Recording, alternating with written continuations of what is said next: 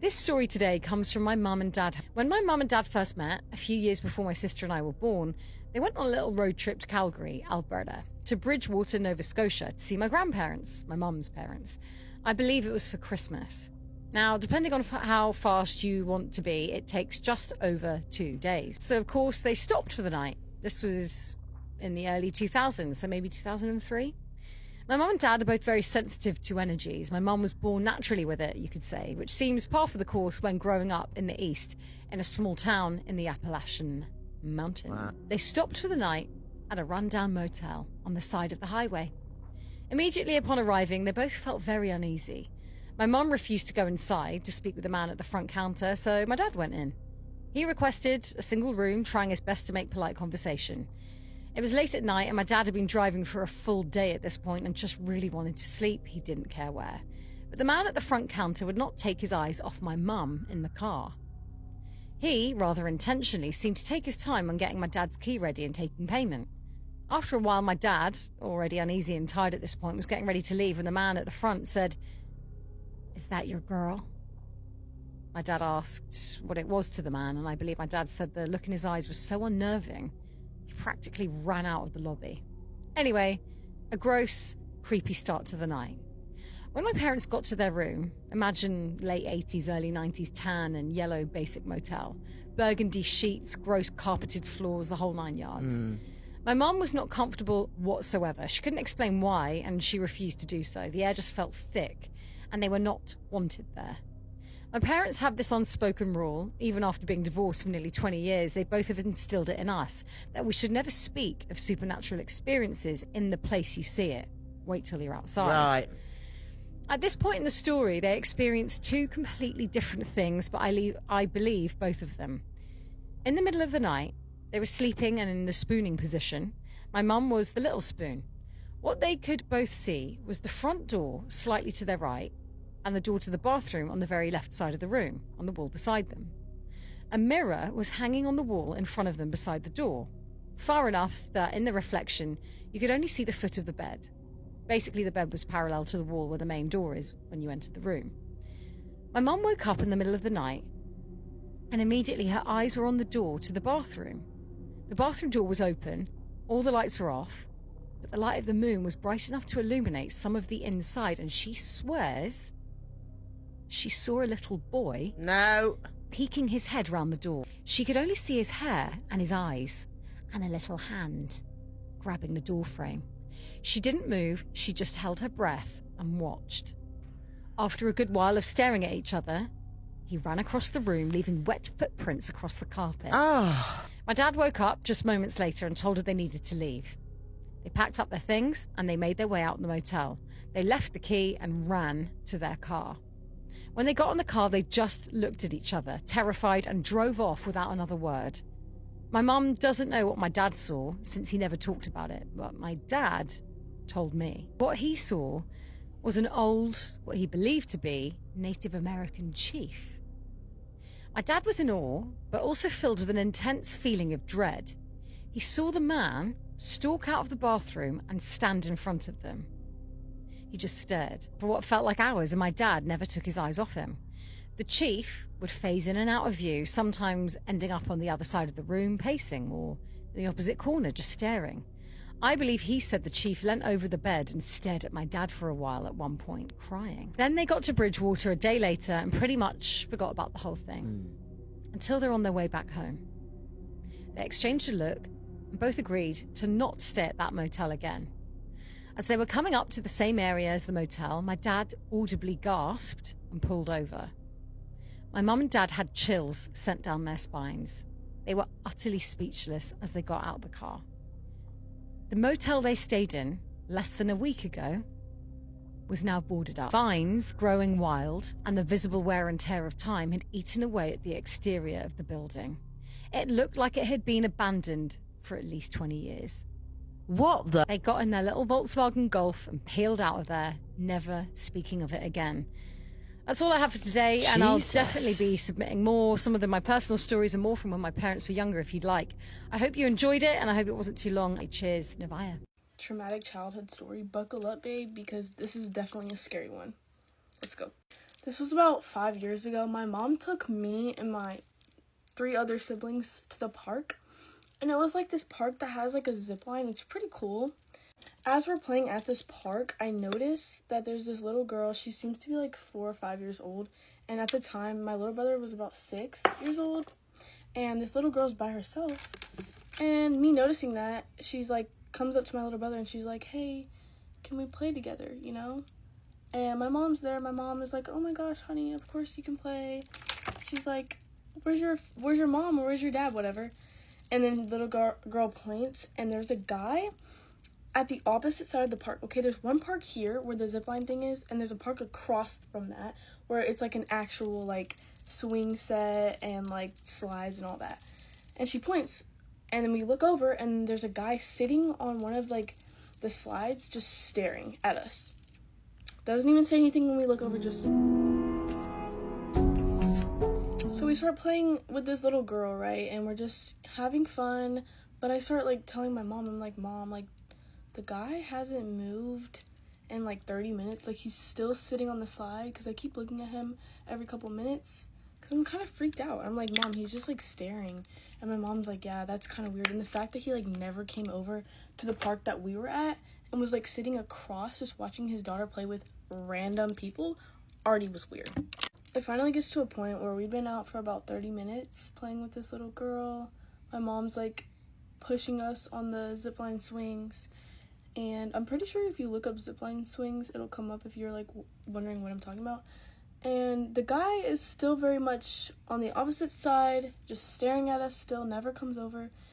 And like my mom says, she's like, okay guys, I think it's time to go, because it starts to get just like weird vibes. And bless that little girl's heart, because I genuinely like hope she's okay to this day, because something was off about her father.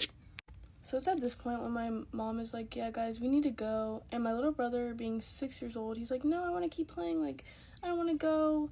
And then the little girl's like, no, don't go, I want to play. And my mom's like, okay, let's go, like wrap it up. And all of us are like telling my little brother, stop arguing, let's get in the car and go. As soon as we get up and start walking to our car, my mom tells the little girl, go back to your dad. And she's like, okay, because my mom obviously wants to make sure that the little girl's okay, because clearly her dad is not even caring what she's doing. And as soon as we start walking to our car, the guy finally gets up and he starts walking towards us, okay? From the other park, he starts walking towards us, and I'm like kind of freaking out because I'm like, this just seems like it's some type of horror movie. What is this? That's not my mother. So this story happened about 11 years ago. I was a senior in high school at the time, but it is the single most mind-boggling experience I've ever had. It's also important to note that it happened in the middle of December. I'm from Iowa, and the winters here get cold, and it's like that kind of cold, if you get stuck outside, you'll die. That plus snowfall makes everything dead silent.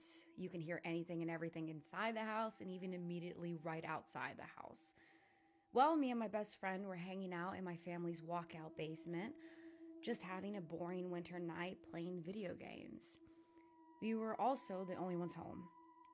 The reason it was just us is because my mother went from work straight to the bar to grab a few drinks with her coworkers. So me and my friend thought it would be a good idea to break into the family wine cellar and live a little. As we were sitting there opening up the first bottle, I hear the door of the garage open and slam shut. I immediately go, oh shit, and start looking for places to hide the bottle. My friend then says, I thought you said your mom was supposed to be out all night. She was, I replied. I then heard a few heavy stomps and hear my mother yell out, meows and boo, anyone home? I yell back up the stairs, yep, just hanging out in the basement. I hear a few more steps move from the garage door towards the stairs, and she yells out again, can you come up and help me with something? I need you up here. I reply back while frantically trying to find a good place to hide the wine bottle. Yep, just give me a minute. Then there was silence for about 20 seconds.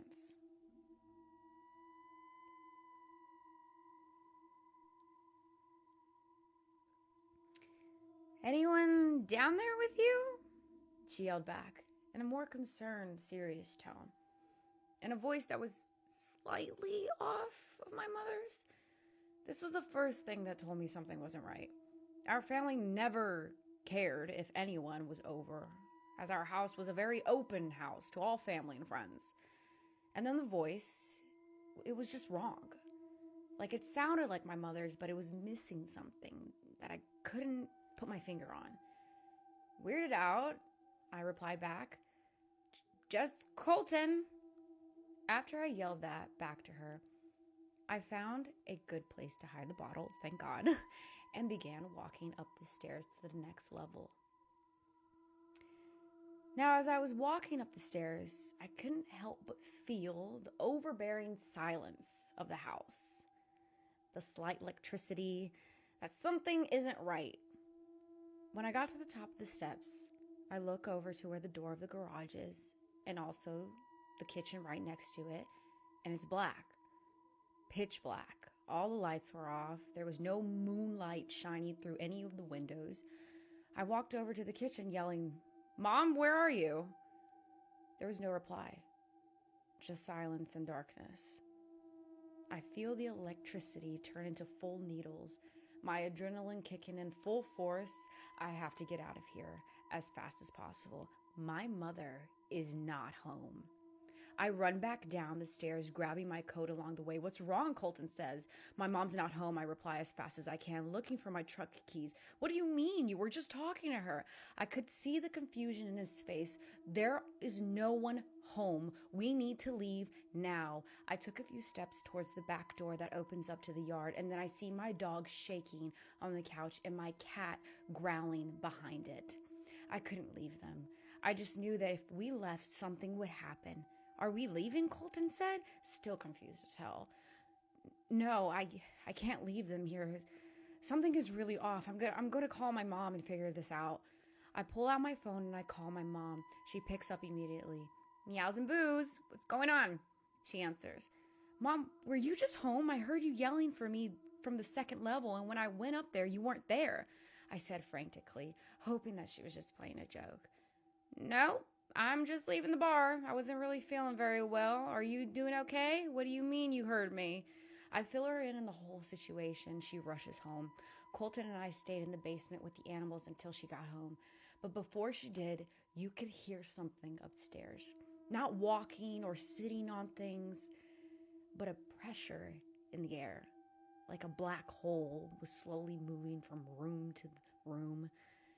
The word that I could describe it is only as if it was hungry, as if something was hungry and impatient. When she got home, you could feel the thing leave just as quick as it came, like an overbearing predator presence just flown away. We still have never figured out what the hell was going on, and this is just one story of many unexplainable things that has happened to us. But this is the easiest to write down and the one that I was happy to have a witness to. My mother has passed away now, sadly, and I've moved away to Arizona, so very less cold. But whenever I go back to Iowa and I see Colton, he still gets creeped out about what happened that night. I will never truly know what happened, but I know that whatever it was that had my mother's voice, it was evil and it was hungry, and that was not my mother. Good night. Should we show them the older homestead? Okay, yeah, let's go. As you know. No, it's not. No, it's not.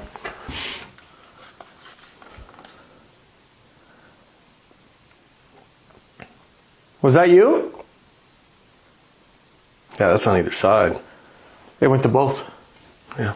Hello and welcome back to a series of spooky stories, The Haunted Teasville. This series is brought to you by all things spooky and ungodly amounts of paranormal activity. As always, the necklaces. You can't tell me that these don't actually stack really. Anyway, you know where to find them. Now onto the story. This one really scared me at the time, but it's not so scary for me anymore. Let me explain. I was in my 20s when this happened. One night after working my closing shift at Domino's, I was a manager at the time. I was driving home to my husband and young daughter. It was about 1:30 a.m. About halfway there, I started dozing off. I woke up right before veering off the road. I corrected myself and kept going. I would have had to have pulled over to the side of the road to collect myself because my spirit would have left my fucking body. After stopping to cross the road to go to my neighborhood, I saw a light from the corner of my eye on the passenger side. I turned to look at it and all of a sudden it dove towards me. Dove? Did you dodge? I jumped and felt its presence go into me as if entering my body where I sat. Hell no. I froze and felt hands go over the top of my hands as if they were holding them in place on the steering wheel.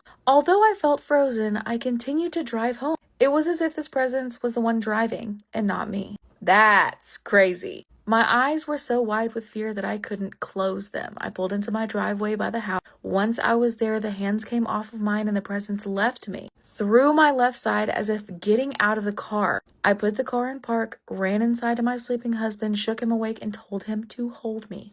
Very valid. Very, very valid response. I couldn't tell him right away what happened. It took a good 5 minutes for me to calm down. Once I calmed down, I told him. Now here's why I'm not scared anymore. My dad died in a single car crash when I was 19 and pregnant with my daughter. Stop!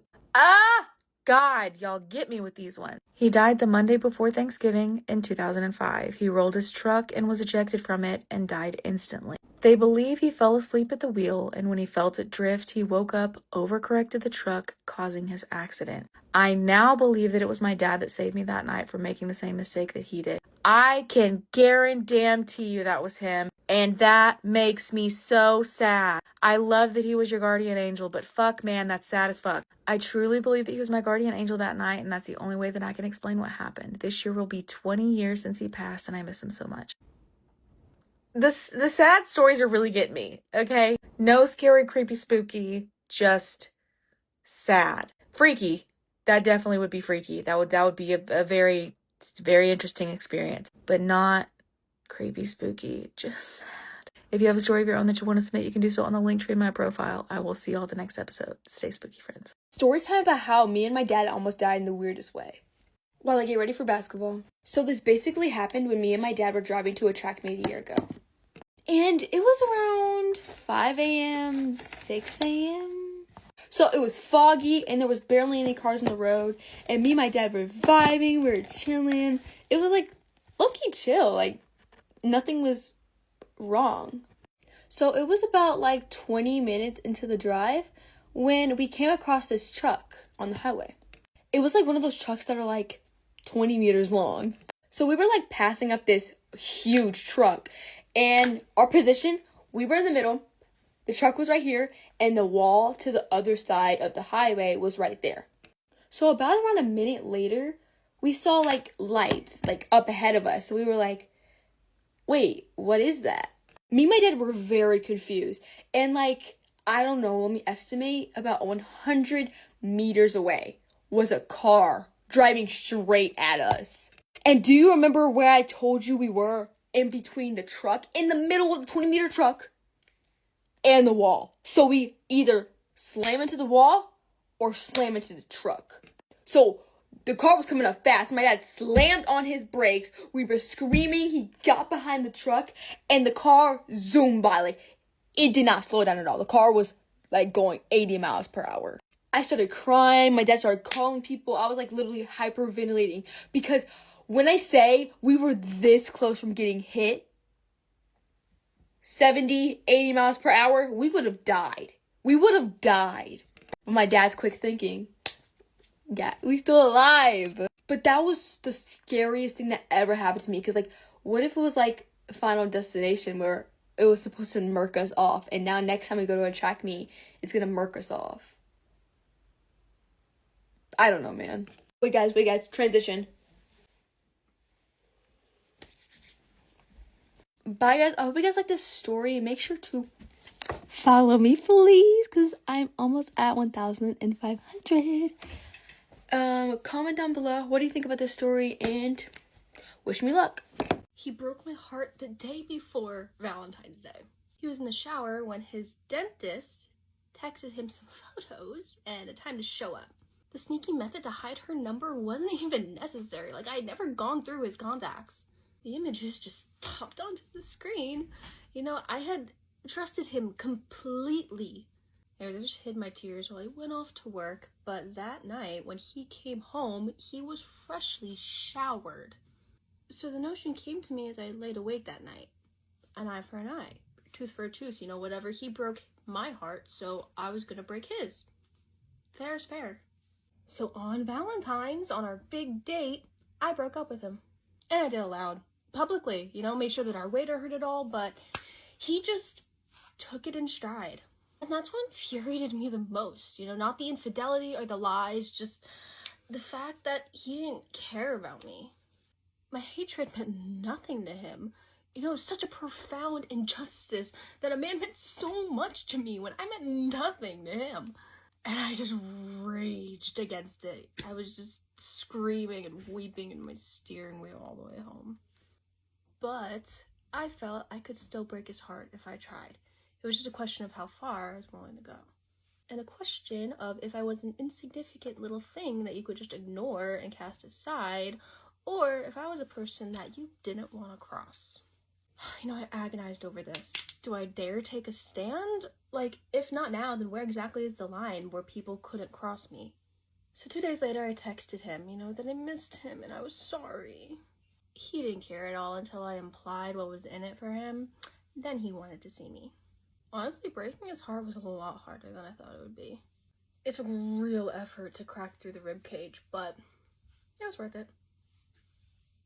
Hey guys, this is my story time of my experience with a skinwalker or something along those lines. I did post a story time at one point, but I didn't like how I sounded or anything in it, so this is my rerun. So it all began when I was at my grandma's house in 8th grade, and I got a little bit curious. So at this point, I didn't believe in any of that. I thought it was all a bunch of bullcrap because it just seemed not true. I grew up in a haunted house, so I kind of had an inquiry on that stuff, but not really. So basically, I was on my phone and I was just reading all these stories about people who had, from supposedly, I don't know if they're real or fake, Navajo people who had witnessed skinwalker. For a little bit of backstory, my grandparents they still do live in the middle of 12,000 acres of woods. We're in the middle of butt freak nowhere, okay? It's 3 a.m., I'm reading these stories, and I hear a knock on my window. And it's and it just continued for 5 minutes. So obviously this scares me because I am reading these scary stories about this thing that basically likes to knock on people's window. This goes on for a few minutes, and I started saying just leave, you're not welcome here, leave, get out, okay? And it would continue, and then I'm not gonna lie, I pulled out the big guns, okay? And don't hate on me if you're not Christian, okay? But I said out loud, in the name of Jesus, I command you to leave. Stopped, immediately. 2 minutes later, my brother comes in my room, and he's like, Laura, something woke me up knocking on my window. This thing continued to knock on my window every time I was there for the next 2 weeks, okay, every night. And I know it wasn't bug because it was knocks. So eventually it stops, and I don't hear anything from this for a very long time. I would hear things calling my name from the woods, but I could have been crazy. I don't know. I would also like to add, I would also hear this horrible, guttural scream coming from the woods. Could have been a bobcat, but I don't know. I want to say it was August of 2023, okay? I'm sitting outside with my boyfriend. It's nighttime. We're sitting in the front yard. We are a ways away from the house, okay? And my dog started barking at something, and I hadn't thought of this thing in a long time. We were just sitting outside looking at the stars. I love the stars. I would make him sit outside and look, whatever. Okay. We look up, and on the driveway, about 30 feet away from us, there's this 9-foot-tall, skinny, pale thing with a gigantic head and really long arms, and it's just standing there. My dogs walked up to it, sniffed it, and then walked away. My boyfriend and I see it, and we're basically just what the hell is that? We both get up, and we start walking backwards to the house, and I start praying. So this thing basically, floats down the driveway. It didn't even run. It moved so smoothly, it was really scary. It, floated down the driveway. This is a really long driveway, by the way. Floated all the way down the driveway into the woods. I'm walking backwards. I'm praying to St. Michael, the Archangel, to defend us in battle. So we get inside, and we're obviously both very frightened, and so we tell my grandparents. My grandpa gets on his side-by-side, his Kubota, it's a Kubota, and he gets on it, and he brings his gun with him. The blanket, okay? He's staying sticky with the He goes out there to go look for it. Fucking great idea. So we're sitting in the house, and we hear 4 consecutive gunshots. 4 gunshots! My grandfather comes back in the house and goes, I shot at it 4 times. My grandpa is a dead shot. He shoots something, it's dead. Okay, I've watched this man shoot snakes that big out of a pond 30 yards away with a pistol. Okay, but my grandpa can't see very good in the dark, so I heard it with my friend while I was in boarding school. My friend had just thrown a pumpkin out of it. This was my sophomore year, so this wasn't that long after this had happened. So basically, we heard my friend's voice, which she was upstairs in the boarding school. She wasn't coming. She was about to get in the shower, okay? We heard her voice coming from the woods, calling one of our names. I don't remember whose name. I don't remember what it said. It might have just said hi. I don't remember, but I feel like it called a name. That's what I remember, but I might be wrong. Comment. I know you'll see this. Tell me what it said. Anyways, or I hope you'll see. Anyways, okay, bye. That's all.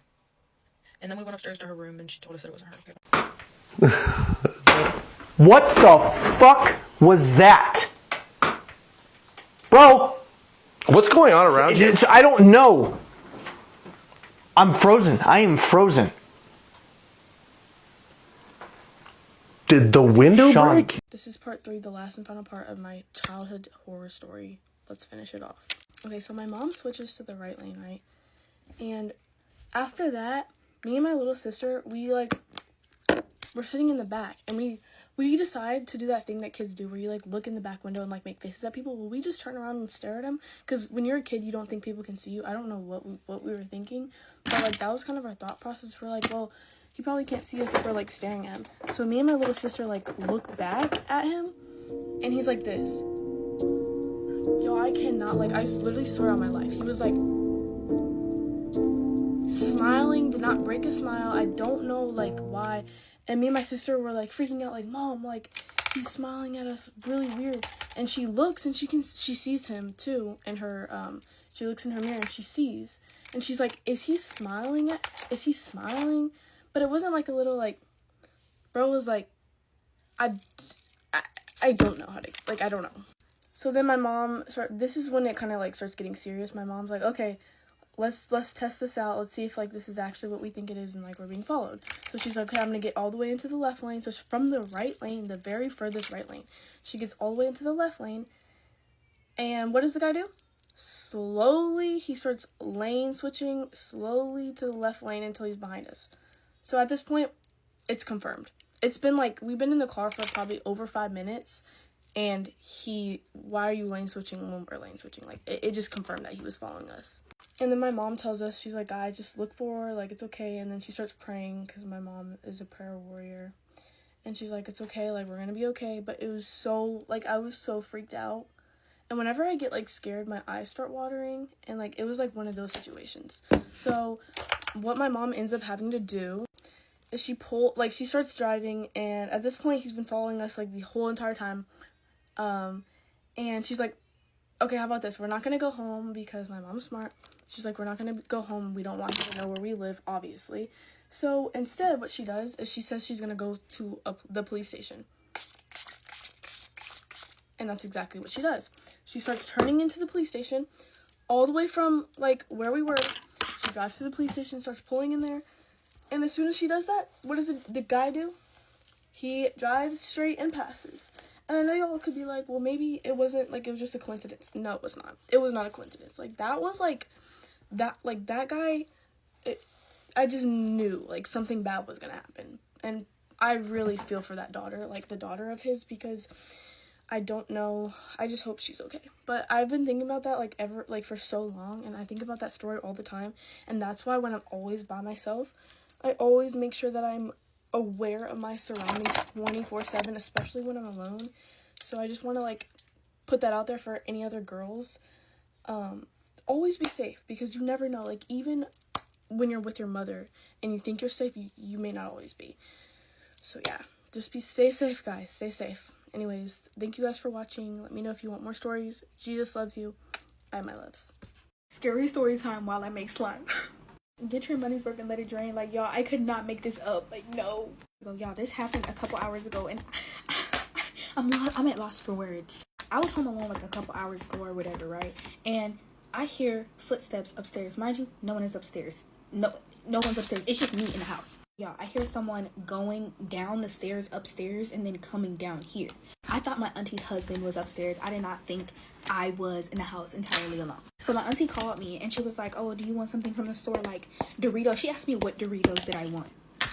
As I'm talking to my auntie, I hear footsteps again upstairs. And I was like, oh, where's everyone at? And he just starts going down the list of where everyone is. And then I say, so no one's in the house with me? She says, no.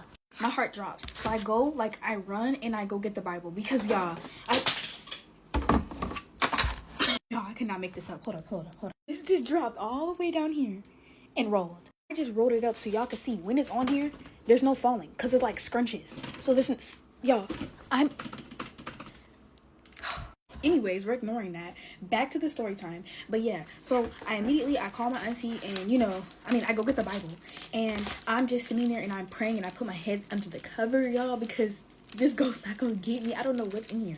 Y'all, tell me freaking why. The baby, my auntie's baby, he has this little walker thing. And I literally heard, like, from one of the toys rattling. That was like 3 steps away from my current position. I freaking freaked out. I freaking freaked out. I had my head under the covers, like I wasn't freaking moving. Like, that was one of the moments where my heart dropped. Okay, mind you, this has happened to me before, but in different types of settings. I was here home alone one time, and I was sleeping, and I kind of had like a bad dream, right? So I like shook myself out of the bad dream, and then like I closed my eyes again, but I put my head under the covers, and I closed my eyes again, and then I heard like the baby's toy rattling again. That situation happened before this current situation. So because of my nails, I can't really click, but I had to hang up on my auntie because she was just making it worse. And I called my grandma, and I told my grandma like everything that was going on, and she told me that it's okay, she's gonna like pray over when she gets back. Y'all, I literally did not move until someone came back. I left out something. The door freaking opened, like this door opened when I heard the footsteps, just kept opening and closing. So I think it's time for me to go.